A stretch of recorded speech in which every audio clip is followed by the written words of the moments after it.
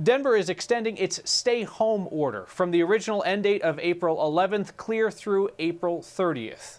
Mayor Michael Hancock broke that news in a conversation with me this afternoon that we shared with you on the Next Twitter and Facebook pages. And the mayor also talked about the city's unprecedented effort to try and stop COVID-19 from sweeping through the homeless population, an effort that they anticipate will involve setting up some large facility.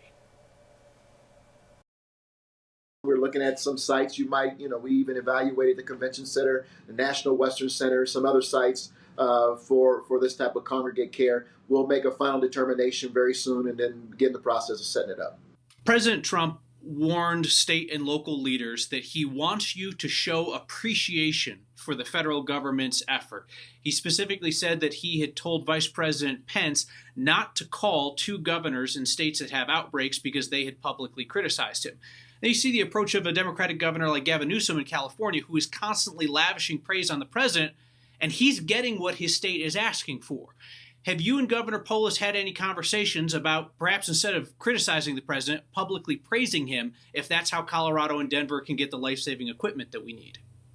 Listen, absolutely not. Let me tell you, one of the things that Governor Polis and I understand is that in this process, this moment of crises, the moment it becomes about us, we have failed to represent and carry forth the values of the people we are called to represent.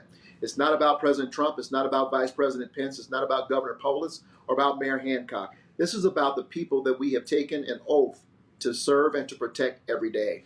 And the moment that becomes a different model, we're all in trouble. Last week, you were tested for COVID-19. Test came back negative. You had been around somebody who was showing symptoms. We both know that most Coloradans can't get a test under those circumstances.